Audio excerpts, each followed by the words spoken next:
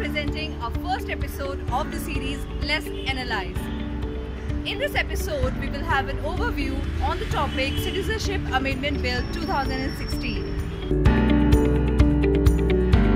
The bill has sparked protest across Northeast, particularly Assam, from citizens, opposition parties and even ruling class leaders.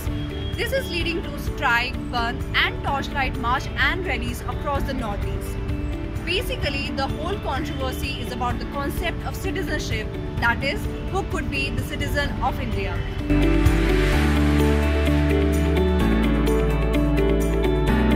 The Constitution deals with citizenship from Article 5 to 11 under Part 2. However, it does not contain any permanent nor any elaborate provision in this regard.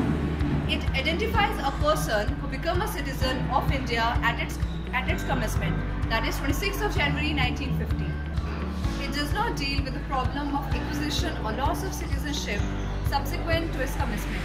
It empowers the Parliament to enact a law to provide for such matters or any other matter related to citizenship.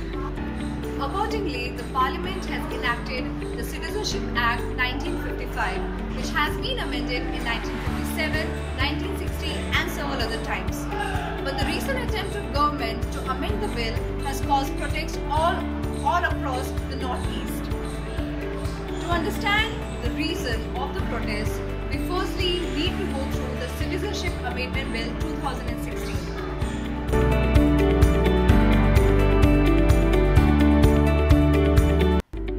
Now, what the bill is all about. There are three major points we come across when we study the bill. Firstly, the bill amends the Citizenship Act of 1955 to make illegal immigrants who are from 6 communities, that is, Hindu, Sikh, Parsi, Buddhist, Christian and Jains from Afghanistan, Bangladesh and Pakistan, eligible for citizenship, arrived in India before 31st of December 2014, thus exempting them from the provision of Foreigners Act 1946 and Passport Act of 1920. Secondly, under the 1955 Act, the requirement of citizenship by nationalization is that the applicant must have resided in India for last 12 months and 11 years of previous 14 years. The bill relaxes this 11 years to 6 years for the person belonging to 6 religion of 3 countries that we have already mentioned. Thirdly, bill provides that the registration of Overseas Citizen of India (OCI) card holders may be cancelled if they violate any law. The bill was initially introduced by government on July 15, 2016. Later, a joint parliamentary committee was constituted to review it. After holding 14 sittings and several field visits to get the feedback about the bill, the JPC tables its report on January 7, endorsing it on propagating humanitarian ideals.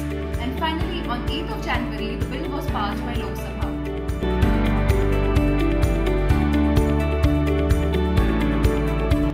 The protesters have expressed fear that the prospect of citizenship will encourage migration from Bangladesh. They cited several grounds for opposing the bill. First, demography. It will change across Northeast state as has already been happening in Assam and Tripura over a decade of migration, as you can see in the graphs. They say that the bill is a threat to the culture and the linguistic identity of people of Assam, particularly of Brahmaputra Valley. Second, against Assam Accord. The protesters say that the bill is against Assam Accord and negates the ongoing update of NRC. The accord in the NRC set March 25, 1971 as a cutoff for citizenship, while for the new amendment bill it is 31st December 2014. Third, claimed as unconstitutional.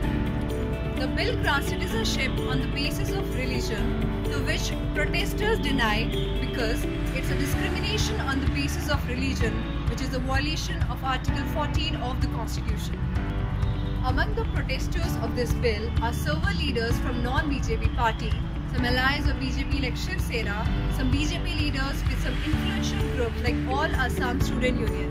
AGP, an ally of BJP, has already pulled out of government.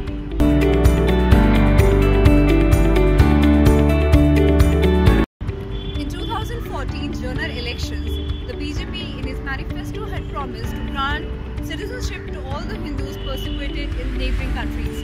Government also said that the migrants are denied advantages and opportunities that are available only to citizens of India, even though they are likely to stay in India permanently.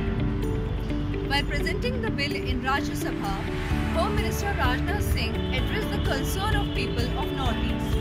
He told that the responsibility will not only be for Assam or Northeast but shared by all of us. Government is taking measures to ensure that the Assam Accord is implemented effectively. Citizenship will only be granted after scrutiny and recommendation by district authorities.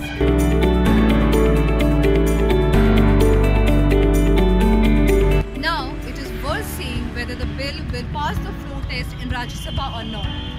And even though if it passes, it has to face a number of challenges thereafter, like first of all, it can be challenged in Supreme Court as a violation of Article 14 of the Constitution. A petition has already been filed against the bill on the ground of secularism, executive outreach and indigenous right. However, the Supreme Court said that it would only be taken up after the bill was approved by Rajya Sabha. Secondly, it would have implementation problems as it would not be easy to habilitate such large number of new citizens. Thirdly, government will need to pay attention on the security issues during the implementation of the bill. Thank you. For any queries, please ask in the comment box.